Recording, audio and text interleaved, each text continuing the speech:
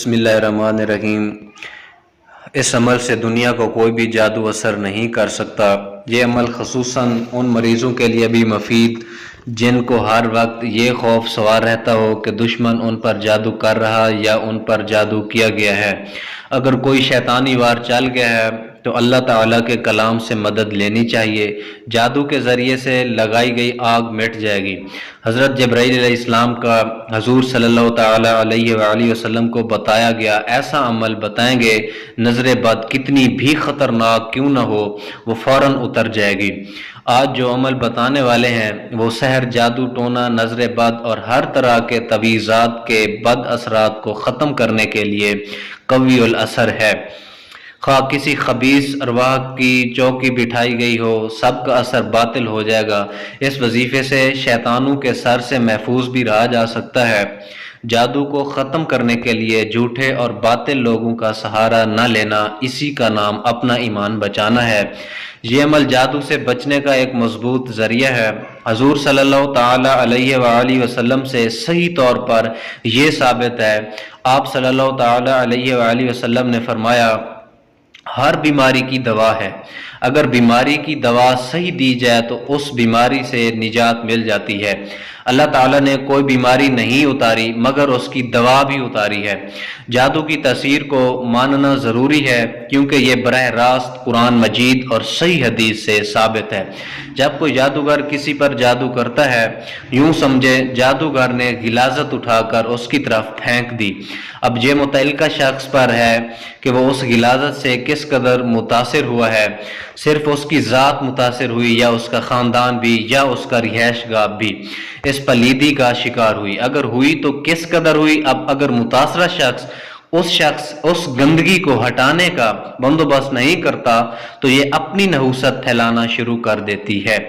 جادو پائیدار نہیں ہوتا۔ اللہ تعالیٰ فرماتے ہیں جادوگر کبھی کامیاب نہیں ہو سکتا۔ وہ جیسے بھی کسی طرح سے بھی آئے وہ وقتی دھوکہ اور شیطانی عمل ہے۔ اس سے جسم پر بھی اثرات واقع ہو جاتے ہیں۔ جادو کا توڑ کرنے کے لیے جادو کا سہارا نہ لیا جائے۔ اگر ایک برتن گندا ہے تو اس کو کیچڑ اور گندے پانی سے دھونے اس کو پاک و صاف نہیں کیا جا سکتا۔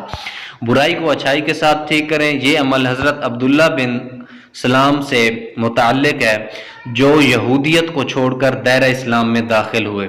حضرت عبداللہ بن سلام یہود مدینہ کے بڑے سردار تھے۔ ان کے اسلام لانے پر یہود نے چوٹی کے ماہر جادوگروں سے رابطہ کر کے ایسا جادو کروایا کہ نعوذ باللہ ان کا چہرہ مسخ ہو جائے، تاکہ یہودیت چھوڑنے کا انتقام بھی ہو جائے اور یہ پروپیگنڈا کرنے کا موقع بھی مل جائے کہ یہودی مذہب پر حق ہے اور اسلام جھوٹا مذہب ہے، کہ اس کے قبول کرنے سے ان کا چہرہ جو ہے وہ مسخ ہو گیا۔ حضرت عبداللہ بن سلام فرماتے ہیں اگر میں ہر نماز کے بعد یہ دعا نہ پڑھتا تو یہودی سچ مچ بذریعہ جادو کر کے میرا چہرہ مسخ کر دیتے، اور اس دعا کا ہر نماز کے بعد 1، 3 یا 7 بار پڑھنے کا معمول رکھیں۔ اور دعا یہ ہے، آپ کو یہ اسکرین کے سامنے نظر آ رہی ہوگی، اس کو جو ہے آپ نوٹ کر لیں، لکھ لیں، یاد کر لیں، اور اس کے جس کو بھی جادو ہو تو اس کو ضرور پڑھیں۔ تو اسی طرح نظر بد کے حوالے سے آپ کو علاج بتاتے چلیں۔ یہ جان لینا ضروری ہے کہ نبی کریم صلی اللہ تعالیٰ علیہ وآلہ وسلم نے فرمایا، اے جبرائیل میرے دونوں پھولوں حسن اور حسین کو نظر ہو گئی۔ حضرت جبرائیل امین نے عرض کیا کہ واقعی نظر لگ جاتی ہے۔ آپ صلی اللہ تعالیٰ علیہ وآلہ وسلم نے وہ کلمات جبرائیل سے دریافت کیے۔ جبرائیل علیہ السلام نے آپ کو یہ کلمات بتائے۔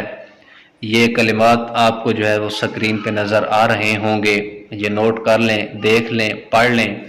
تو ان کلمات کو جو ہے وہ آف الحسن والحسین من انفس الجن والعین الانس، جب آپ یہی دعا کسی اور مریض کے لیے پڑھیں گے، آفے کے بعد حسن اور حسین ہیں، ان کو ہٹا کر آپ اس مریض کا نام لیں گے۔ مثال کے طور پر آف الحلیمہ، آف الکریم، اس طرح اس دعا کو اس مریض کے لیے پڑھیں گے، جو بھی نظر اس کو لگی ہوگی انشاءاللہ اسی لمحے وہ نظر بد ختم ہو جائے گی۔